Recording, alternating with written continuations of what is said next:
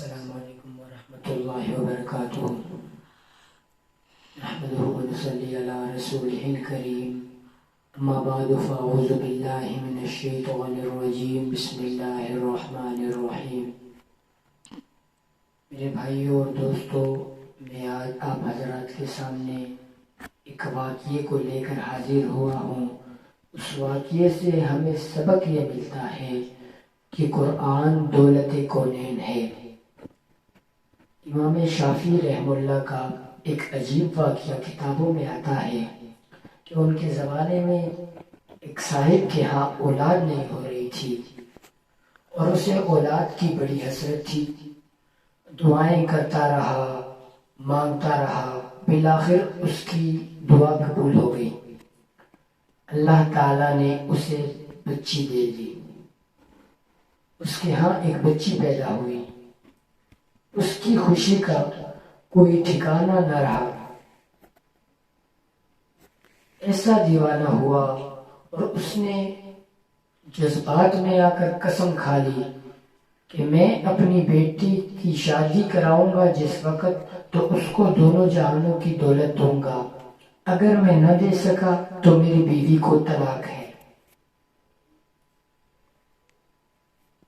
تو جب بچی کی عمر شادی کو پہنچی تو اس شخص کے پاس مال تھا، مویشی تھے، کاروبار تھا بہت بڑا، لیکن دونوں جہانوں کی دولت دینا تو سلیمان علیہ السلام کے بس کی بات بھی نہیں تھی۔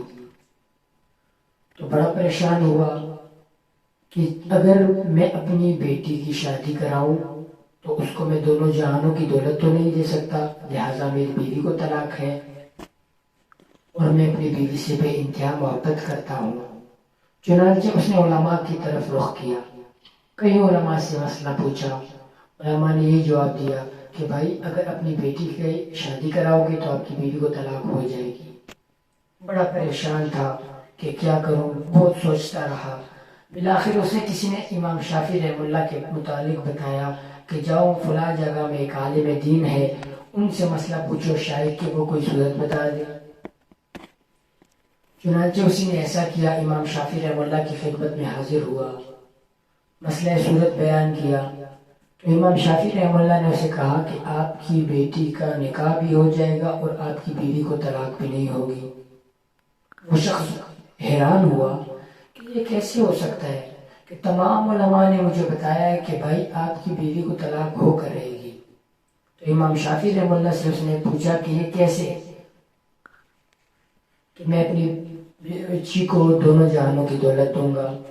تو امام شافعی رحمہ اللہ نے اسے بتایا کہ جب آپ کی بیٹی کے رخصتی کا وقت آئے تو آپ ان کو قرآن مجید دے دینا، یہ قرآن دونوں جہانوں کی دولت ہے۔ میرے بھائیوں اور دوستوں، آج کل ہم نے قرآن گھر میں رکھا ہوا ہے لیکن ہم اس کی تلاوت نہیں کرتے۔ دل بے چین ہے، جس کو بھی دیکھو پریشان، اگرچہ اس کے پاس پیسہ ہے، سب کچھ ہے، لیکن پریشان ہے۔